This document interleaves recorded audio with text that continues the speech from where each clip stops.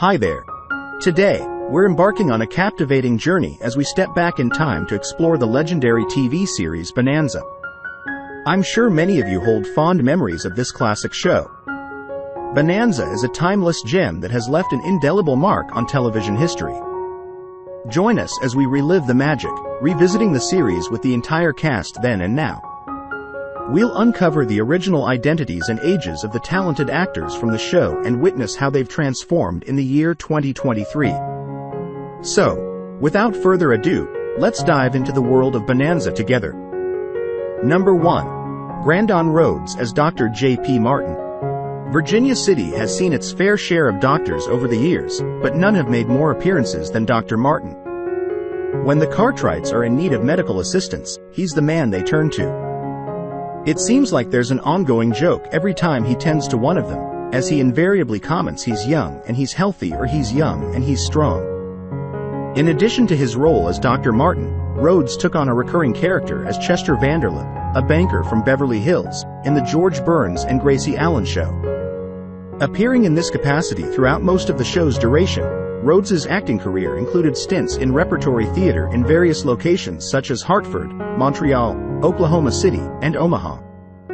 His journey in theater led him to become the leading man of the Auditorium Permanent Players in Rochester, New York, starting in January 1932. On Broadway, Rhodes left his mark with notable roles in productions like A Boy Who Lived Twice, 1945, The Deep Mrs. Psyches, 1945, Flight to the West, 1940, Abe Lincoln in Illinois, 1938, Ceiling Zero, 1935, Lost Horizons, 1934, and Antony and Cleopatra, 1924. Rhodes was joined in matrimony with actress Ruth Lee, and he passed away just 2 months shy of his 83rd birthday in Encino, California. Number 2. Bing Russell as Deputy Clem Foster. Clem served as deputy to Sheriff Roy Coffey and shared a somewhat amicable relationship with the Cartwrights. He often assumed the role of Virginia City Sheriff when Roy was absent. In 1963, he portrayed John Quigley, a Chicago mobster, in the episode 5 Tickets to Hell on Jack Webb's CBS anthology series G.E. True. The plot revolves around Quigley's journey to Chihuahua, Mexico, where he orchestrates the robbery of the Mint, making off with $500,000 and leaving 7 men dead in his wake.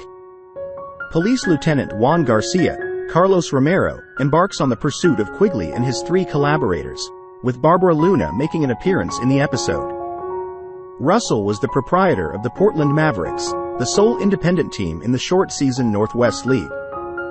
Russell maintained a 30-man roster, driven by his belief that some players deserved one final season. His guiding principle was to infuse the game with enjoyment. He established a park that excluded all corporate sponsorships within the Gateys, hired the inaugural female general manager Lanny Moss in professional baseball, and appointed the first Asian American GM manager. In 1945, while employed at Teddy's restaurant in Newport, New Hampshire, a colleague introduced Russell to his future spouse Louise "Lulu" Crone. Russell and Crone tied the knot in 1946 and had 4 children, including the actor Kurt Russell. Russell's passing transpired on April 8, 2003, in Thousand Oaks, California, due to complications arising from cancer. Number 3. David Canary as Candy Canaday. Canaday, a spirited and feisty army child turned cowboy, assumed the roles of the Cartwrights' trusted confidant, ranch foreman, and captain of timber vessels. Candy developed a profound bond with the Cartwrights, akin to that of family. On numerous occasions, he placed his life in jeopardy for their sake. Canary was an athlete, playing as an end on both the offense and defense for the football team at Massillon Washington High School, where he graduated in 1956. The school bestowed upon him the title of Distinguished Citizen 35 years later, in 1991. Instead of signing with the Broncos, he opted to relocate to New York City and pursue a career in acting.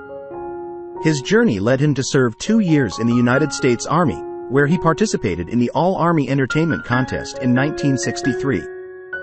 Following his military service, Canary moved to Los Angeles to further his acting endeavors. Canary was wed to the actress Maureen Maloney, and together they had a son, Chris, and a Kate. In a previous marriage with actress Julie M. Anderson, he welcomed a daughter named Lisa. Canary's passing occurred on November 16, 2015, in Wilton, Connecticut, due to natural causes. At the age of 77, he had been diagnosed with Alzheimer's disease several years prior. Leave. And we'd say, okay, but he sat down for 2 hours. And he'd come back with rewrites, and we'd do it. He was a very... Number 4. Tim Matheson as Griff King in the concluding season of the TV Western series Bonanza during 1972-1973. Matheson took on the role of Griff King, apparently striving to turn his life around as a worker at the Ponderosa Ranch, mentored by Ben Cartwright. He portrayed the character of Phil Sweet, a corrupt motorcycle police officer involved in a death squad with other young officers in the film Magnum Force, 1973. Matheson also made an earlier appearance in the CBS comedy series My Three Sons. His guest appearance in the short-lived family drama 3 for the Road aired on CBS in 1975. In 1996, Matheson assumed the character of a man who claims to be Carol Brady's husband, previously thought to be deceased, in a Very Brady sequel. He had a role in the film Van Wilder, 2002, where he portrayed the father of the title character, drawing inspiration from his own character in Animal House. Matheson's character even made a subtle reference to the enjoyable times he experienced at Dartmouth, where the fraternity that inspired Animal House was rumored to have a strong tradition of existence. He also made an appearance in the auto racing movie Red Line and featured in a Volkswagen commercial in 2008. Matheson has walked down the aisle 3 times in his life. His first marriage was to actress Jennifer Leake from 1968 to 1971, a fellow actor he met on the set of Yours, Mine and Ours. In 1985, he tied the knot with Megan Murphy, with whom he had 3 children. Their marriage ended in divorce in 2010. In March 2018, he exchanged vows with Elizabeth Marighetto, and the two currently reside together in Hollywood, California. They kept me with my kids, and that takes a toll. So I, most recently in that past 3 to 5 years, just more. Number 5. Michael Landon as Joseph Little Joe Cartwright. Joseph Little Joe Francis Cartwright is the 3rd son of Ben Cartwright and the only child of Ben and Marie Cartwright, Ben's 3rd wife. A year following the conclusion of Bonanza, Landon moved on to assume the role of Charles Ingalls in the pilot of another successful television series, Little House on the Prairie, once again for NBC. The series was adapted from a 1935 book penned by Laura Ingalls Wilder, with 9-year-old actress Melissa Gilbert portraying her character in the show. Alongside Gilbert, 2 other young actresses, Melissa Sue Anderson and Karen Grassel, took center stage in the series as Mary Ingalls and Charles's wife, Caroline. Landon took on various roles, serving as the executive producer, writer, and director of Little House. In February 1959, Landon's father passed away from a heart attack. In 1973, a tragic car accident involving his eldest daughter Cheryl and 3 others occurred just outside Tucson, Arizona. Cheryl, a student at the University of Arizona, was the sole survivor but suffered serious injuries and remained in a coma for days. In March 1981, Landon's mother Peggy also passed away. Landon openly acknowledged being a chain smoker and a heavy drinker in a 1991 interview with the Associated Press. Landon expressed his beliefs, stating, "I believe in God. I believe in family. I believe in truth between people. I believe in the power of love. I believe that we really are created in God's image, that there is God in all of us." At the age of 54, on July 1st, Landon passed away in Malibu, California, at 1:20 p.m., with Clerico at his side. He was laid to rest in a private family mausoleum at Hillside Memorial Park Cemetery in Culver City, California. The inscription on Landon's headstone reads, "He seized life with joy, he gave to life generously. He leaves a legacy of love and laughter." His son Mark, who passed away in May 2009, is also interred there. Because they're as precious as they can be.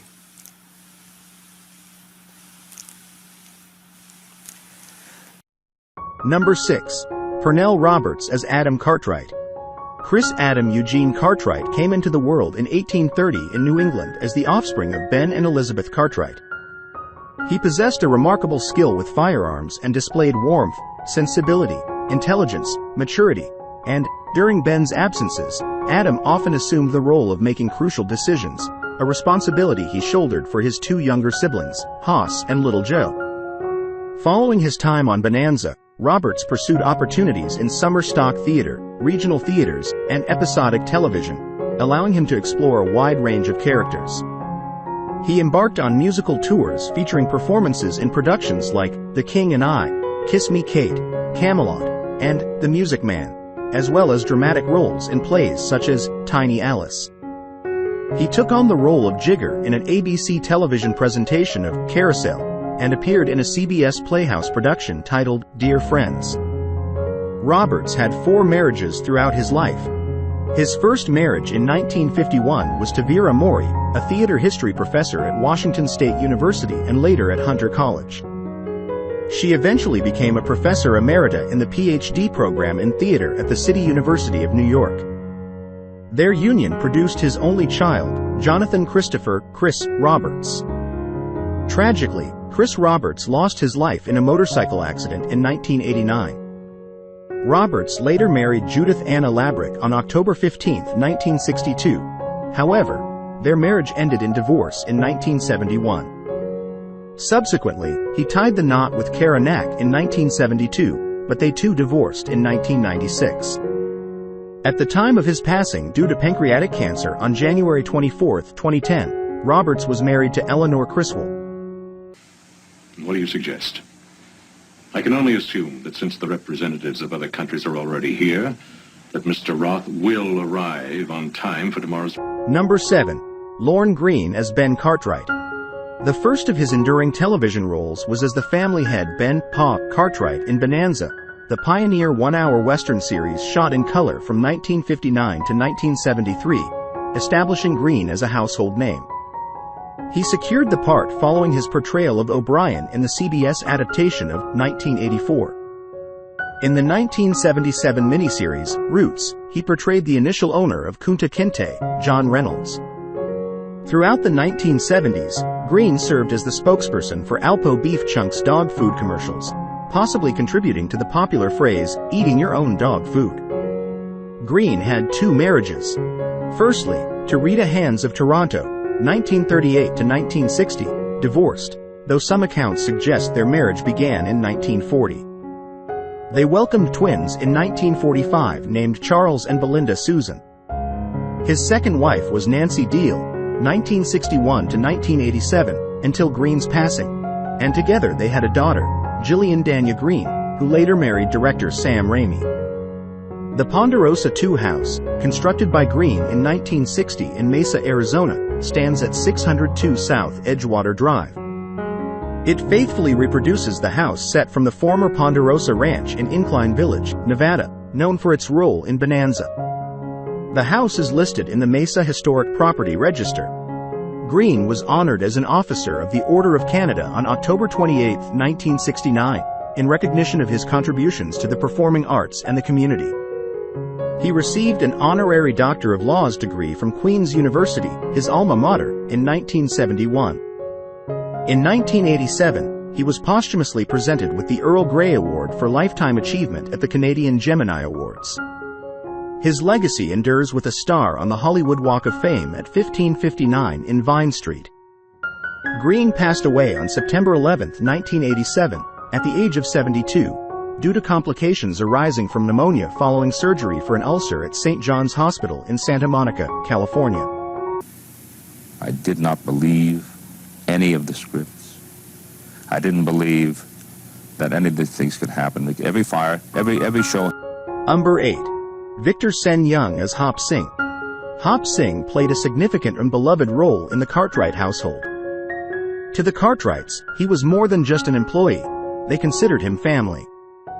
In a memorable moment, Hoss was moved to the verge of tears when Hop Sing threatened to resign after a heated argument with Ben. Sen Young's noteworthy acting career took off with his debut in the 1938 film, Charlie Chan in Honolulu, where he portrayed the Chinese detective's number 2 son, Jimmy Chan. This movie marked Sidney Toller's takeover as Charlie Chan following the recent passing of Warner Alland, who had played the role. Sen Young took the place of Olan's #1 son, Lee, previously portrayed by Kaya Luke. In 1972, Sen Young was aboard Pacific Southwest Airlines Flight 710, which fell victim to a hijacking. The FBI intervened, leading to gunfire, and Sen Young sustained a gunshot wound to his lower back. He and another injured passenger survived the ordeal, but tragically, a third passenger and the two hijackers lost their lives. In 1975, Sen Young appeared on Gary Moore's To Tell the Truth, to recount the harrowing events of the hijacking. Strikingly, the panelists, faced with Sen Young and two dissimilar imposters, failed to correctly identify the character actor. Victor Sen Young passed away in his North Hollywood residence in 1980 at the age of 65. A man of diverse talents, the actor also ran a small mail-order Chinese pottery business, crafting clayware and curing items with an oven. His death was attributed to natural gas poisoning from a gas leak, with his body discovered on November 9. Reports suggested foul play, but the police ultimately ruled it an accidental death. Pernell Roberts, his fellow Bonanza actor, delivered the eulogy at his funeral and covered the funeral expenses. The University of California, Berkeley's Chinese Alumni Association honors Victor Sen Young's memory by awarding the Victor Sen Young Memorial Scholarship annually. Sen Young had majored in animal husbandry during his time at the university. 5 years ago, nor can keep dinner warm much longer. Number 9. Mitch Vogel as Jamie Hunter Cartwright. Jamie Hunter hailed from the lineage of a rainmaker who journeyed to various exhibitions across the southwestern regions of the United States, peddling his rain-inducing remedies. He ventured to Virginia City, Nevada, with the aim of alleviating a persistent drought. According to the show's narrative, the elder Hunter's patrons, who were the townsfolk of Virginia City, had grown skeptical of his purported abilities and gradually turned resentful. Vogel embarked on his cinematic journey at the tender age of 12 when he made his silver screen debut in the 1968 comedy, Yours, Mine and Ours, where he portrayed one of Lucille Ball and Henry Fonda's brood. The subsequent year marked his ascent to recognition as he assumed the role of Lucius McCaslin in the feature film, The Rivers, a performance that earned him a Golden Globe nomination for Best Supporting Actor in 1969. In 1978, Vogel chose to exit the realm of entertainment, forming a rock band and relocating to Pittsburgh. He entered wedlock with Christine Gills in 1985, and the couple has since been blessed with 2 daughters currently residing in Southern California. Vogel has dabbled in directing and taking part in church productions while also lending his vocals to a musical ensemble. The year 2002 witnessed Vogel's return to the iconic locations of Bonanza, which was documented in a Travel Channel show titled TV Road Trip. In the program, he provided a narration of his visit to the Ponderosa Ranch near Lake Tahoe in Incline Village, Nevada. In 2004, he was profiled in an interview published in Bonanza Gold magazine, and he actively participated in both the 2005 Bonanza Convention and the 2010 Bonanza Weekend held in Liverpool, England. Vogel also featured in an interview published online on January 19, 2017, where he shared insights into his casting process for his role in Bonanza. It's right down to it. And it wasn't just among the actors, but the cast and the crew together. All the crew, I mean, they'd been together when the show was... Number 10. Dan Blocker as Eric Haas Cartwright. Eric Warren Haas Cartwright is Ben Cartwright's second son, a man of imposing size but with a kind and gentle nature that perfectly matches the term gentle giant. In 1957, Blocker made a memorable appearance in a Three Stooges short titled Outer Space Jitters, where he portrayed the character known as the Goon and was credited as Dan Blocker. He also made notable guest appearances on the television series Gunsmoke, playing the role of the blacksmith in 2 episodes, Alarm at Pleasant Valley on August 25, 1956, and Thoroughbreds on October 18, 1958. Additionally, in 1957, he took on the character Will in an episode titled A Time to Die of the ABC Warner Brothers Western series Colt 45. Originally hailing from Bowie County, Texas, Blocker ventured to Los Angeles in 1958 with plans for postgraduate studies at UCLA. However, He soon found himself drawn to acting as he started receiving roles during his time at Sul Ross State College. He had a non-speaking role in a stage play, which sparked his interest in acting. In 1950, after earning his degree at the college, he also performed in summer stock in Boston. Blocker was a member of the Free Methodist faith. He tied the knot with Doya Parker, whom he met while studying at Sul Ross State University. They had several children, including Hollywood actor Dirk Blocker, Hollywood producer David Blocker, and twin daughters Deborah Lee, an artist, and Dana Lynn. David Blocker received an Emmy Award in 1998 for his work on producing Don King, Only in America. On May 13, 1972, at the age of 43, Blocker passed away in Los Angeles due to a pulmonary embolism that developed following gallbladder surgery at Daniel Freeman Hospital. Reports indicate that he underwent gallbladder surgery and subsequently developed a blood clot in his lung, which ultimately led to his tragic passing.